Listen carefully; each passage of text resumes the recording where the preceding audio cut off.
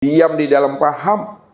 Diam di dalam paham itu bukan berarti Bapak Ibu anyang-anyang sih. Tetap bicara dengan uda, dengan bini. Tetap kita panggil namanya, ya, papa, papi, atau saya namanya. Tapi Bapak Ibu udah mengerti bahwa yang memanggil dengan yang dipanggil itu esa, udah satu. Tidak ada siapa-siapa Bapak Ibu, hanya diri Allah itu sendiri. Cuma tak boleh dizahirkan. Sebut aja lah udah, sebut aja lah sayang bini, tapi awak lah paham yang udah dan bini yang kita maksud itu bukanlah kenyataan diri udah dan diri bini, tapi kenyataan dirinya Allah. Di situ maknanya, sembunyikanlah, rahasiakanlah diri aku pada dirimu. Walaupun dirimu itu bukanlah nyatanya dirimu, akan tetapi nyatanya diri aku. Akulah yang menyimpan dan merahasiakan diriku pada diriku seorang. Maka yang kenal dengan aku adalah aku. Yang kenal dengan aku, ya aku. Karena aku cuma yang ada, aku cuma yang wujud. Selain aku nggak pernah ada. Kalaulah selain Allah tidak pernah ada, maka jangan Bapak Ibu sandingkan Allah dengan sesuatu yang tidak ada. Bagaimana mungkin Bapak Ibu bisa menyanding-jandingkan Allah dengan sesuatu, padahal segala sesuatu itu tidak pernah ada. Kalau sesuatu itu ada, sesuatu itu nyatanya aku. Ya, kalau sesuatu itu ada, maka sesuatu itu nyatanya aku juga. Begitulah pandangan orang arifin, pandangan arif billah. Sempurnanya dia memandang dan menyaksikan Allah itu pada segala sesuatu dan nyata sempurna pada diri sendiri Bapak Ibu. Yang perlu dipahami Bapak Ibu, jangan Bapak Ibu mengaku-ngaku Allah. Jangan Bapak Ibu ingin jadi Allah. Belajar ilmu tauhid kata Ustadz, bukan ingin menjadi Tuhan. Belajar ilmu tauhid bukan pula ngaku-ngaku Tuhan. Belajar ilmu tauhid dan makrifat untuk mengenal dan memahami Allah cuma yang wujud, Allah cuma yang bersifat. Diri kita tidak wujud, diri kita tidak bersifat. Karena diri kita Bapak Ibu tidak pernah ada. Apa sebabnya? Diri kita ada karena diadakan. Diri kita ini hidup dihidupkan, diri kita ini mati dimatikan. Kalaulah diri kita ini hidup dihidupkan, mati dimatikan, ada diadakan, maka hakikat diri yang hidup dihidupkan, hakikat diri yang mati dimatikan, sebenarnya diri Bapak Ibu tidak hidup dan tidak mati. Nah, coba saya ulang lagi, ini nggak tinggi memahaminya. Kalaulah diri Bapak Ibu ini hidup dihidupkan, mati dimatikan, maka sebenarnya diri Bapak Ibu tidak hidup dan tidak mati. Kenapa diri Bapak Ibu tidak hidup dan tidak mati? Karena diri Bapak Ibu tidak pernah ada. Kalau diri tidak pernah hidup, tidak pernah mati, dan diri tidak pernah ada, maka siapa yang ada? Yang ada itu hanya Allah. Yang ada itu hanya Allah. Kalau Allah cuma yang ada, maka diri Bapak Ibu inilah kenyataan memandang nyatanya Allah itu. Itulah maksudnya. Bahwa diri Bapak Ibu dengan Allah itu betul-betul tunggal dan esa. Nggak ada diri Bapak Ibu, yang ada hanya diri Allah. Bertahanlah di situ Bapak Ibu memahaminya. Jangan bergeser lagi. Kalau bergeser Bapak Ibu pisahkan diri Bapak Ibu dengan Allah. Disitulah nantinya diri Bapak Ibu itu dikatakan namanya najis batin. Kalaulah diri Bapak Ibu dikatakan najis batin, sholat juga Bapak Ibu. Orang kalau sholat dirinya najis, sah nggak sholatnya itu? Nggak sah. Walaupun zahirnya tidak bernajis, tak ada darah, tak ada nanah, tak disentuh oleh hewan-hewan yang bernajis. Namun ketika diri Bapak Ibu itu belum hilang akan kewujudannya, belum hilang akan sifat-sifat keakuan dirinya, masih melengket juga wujud dan sifat keakuan itu pada diri kita. Masih kita juga yang merasa kita ini yang melihat dan mendengar, maka itulah yang menyebabkan diri kita itu najis batin itu. Selama itu ibadah kita tidak akan pernah sah. Ibadah kita itu batal. Lalu bagaimana supaya kita ibadah kita itu sah, tidak batal? Maka hapuskanlah najis batin itu. Caranya apa? Hapuskan diri, fanakan diri, sefana-fananya, sehapus-hapusnya.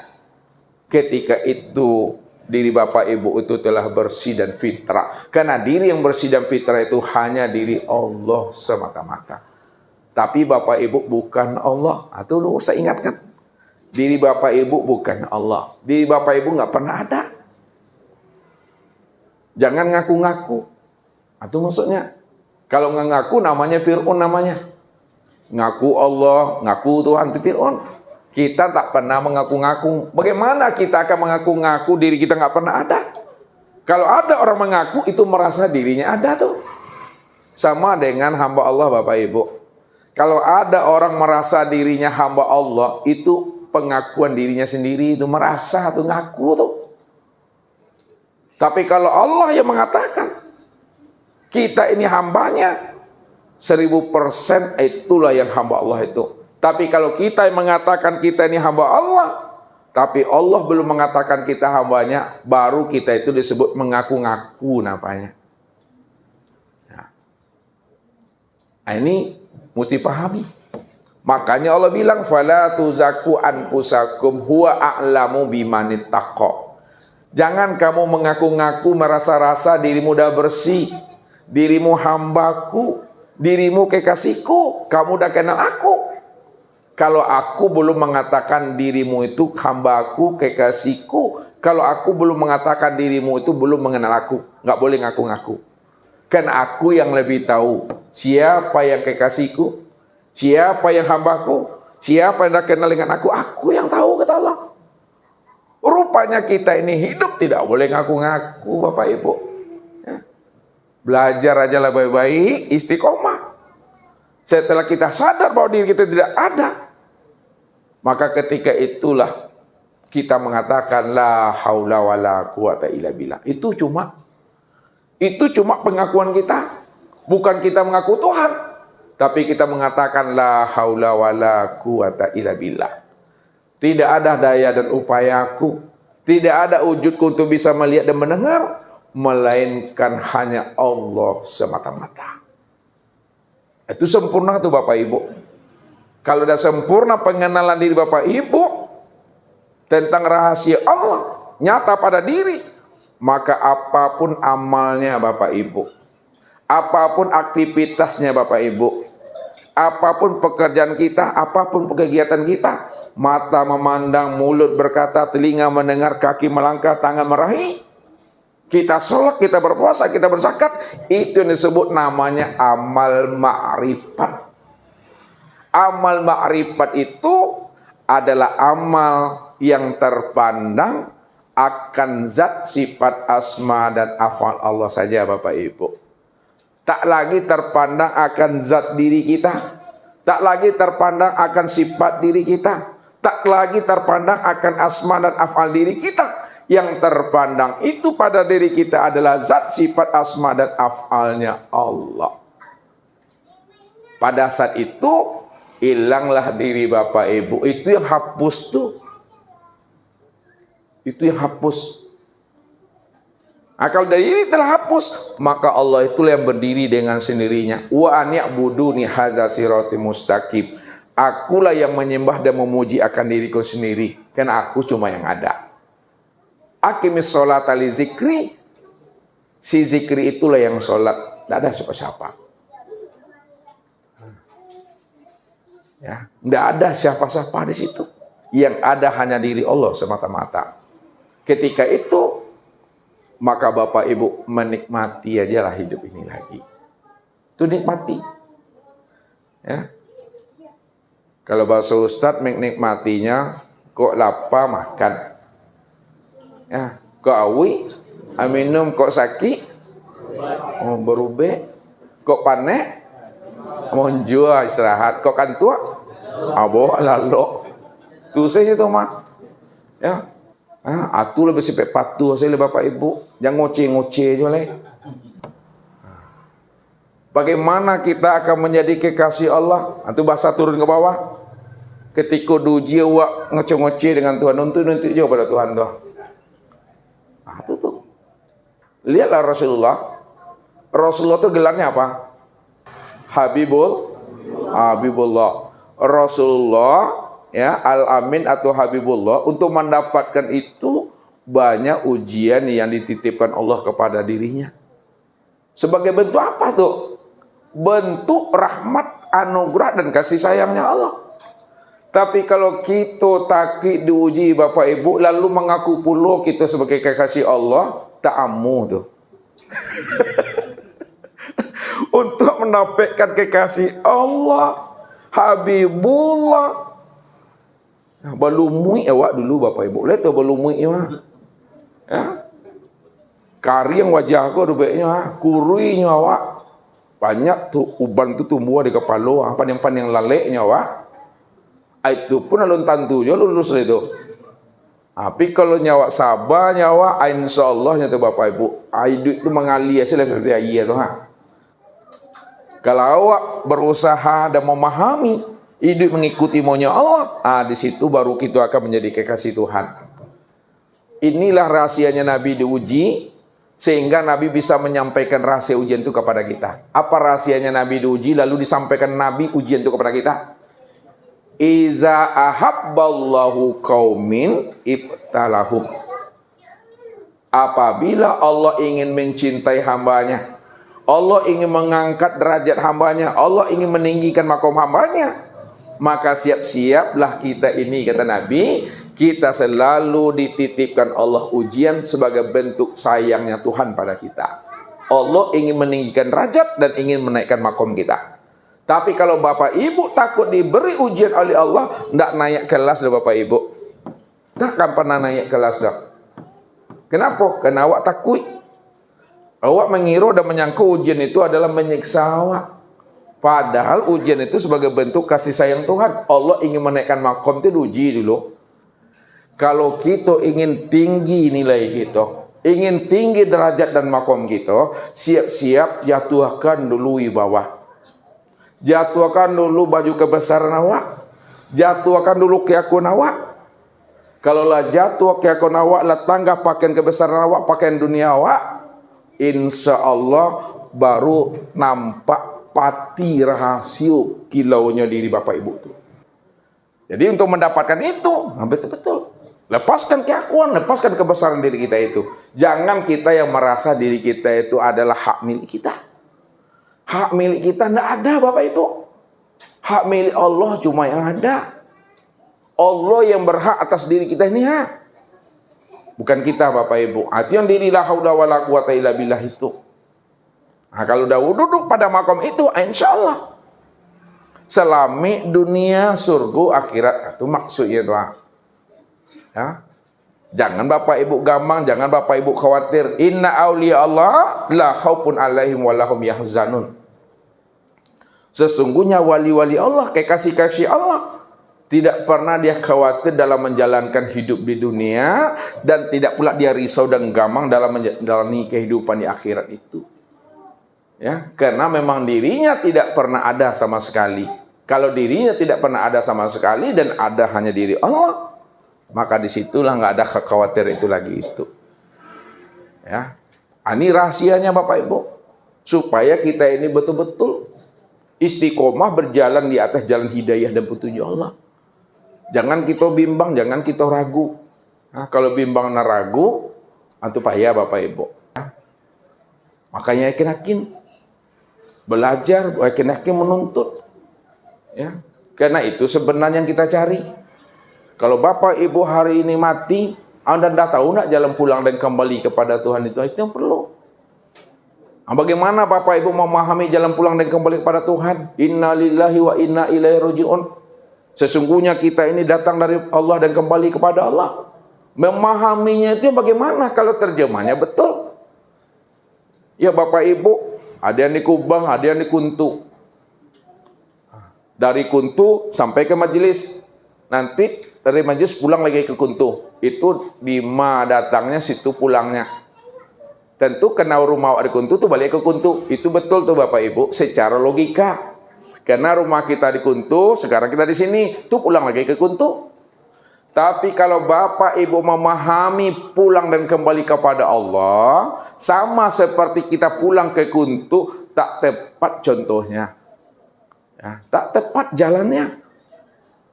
Seolah-olah Allah itu berjarak dengan diri Bapak Ibu, dan seolah-olah Allah pun bertempat di sana.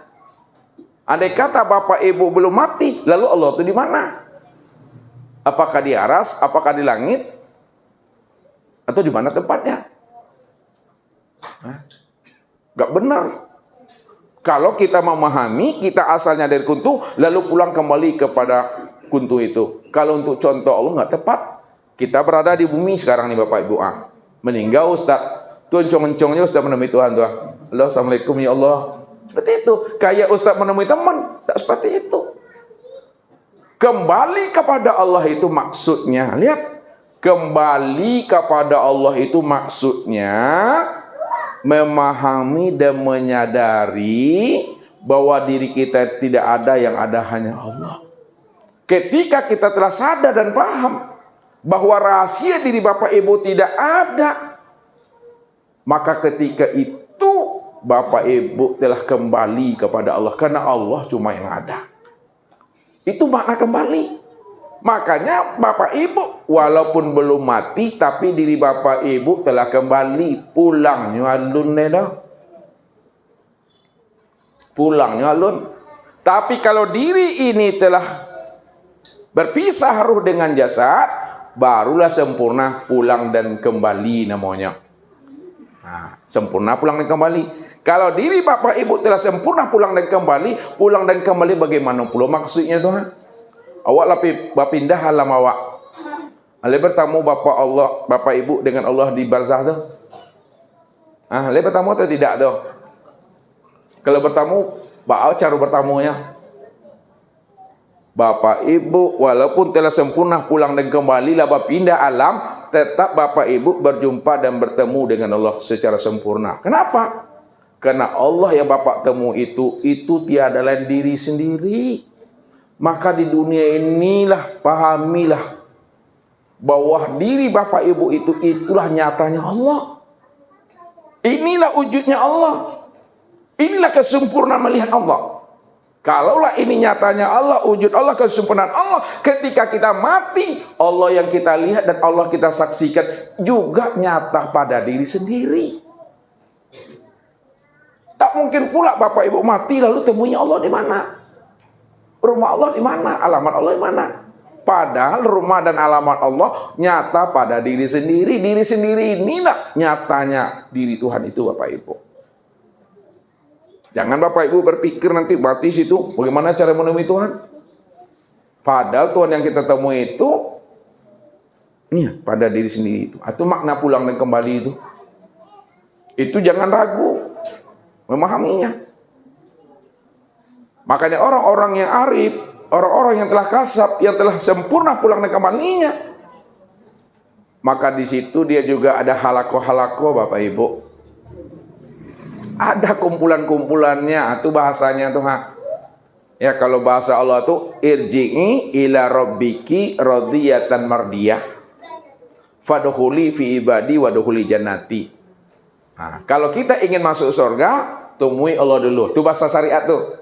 Temui aku lebih dahulu. Kalau kamu udah kenal aku, kamu udah berjumpa dengan aku, kamu udah bertatap wajah dengan aku, kamu udah curhat dengan aku, kamu sudah menjadi kekasihku, dan aku sudah memandangmu adalah kekasih aku, baru fadkhuli fi ibadi. Masuk kamu ke dalam kelompok hamba-hambaku. Masuk kamu dalam komunitas aku, komunitas Tuhan. Itu para nabi, para rasul, para auliaillah, para aribillah, para as-solihin, as-suhada, as-sudikin itu. udah masuk kita dalam komunitas Tuhan, keluarga Rabbani namanya keluarga Tuhan, baru Allah katakan waduhuli jannati, barulah kamu masuk surga. Tidak langsung concong masuk surga Bapak Ibu, temui dulu Allah tuh, lalu bergabung kita menjadi keluarga Rabbani, keluarga Tuhan, baru masuk ke dalam surga yang tadi. Untuk menemui Tuhan, temuilah pada diri sendiri, kenali rahasia diri, itu maksudnya, kenali sejati diri.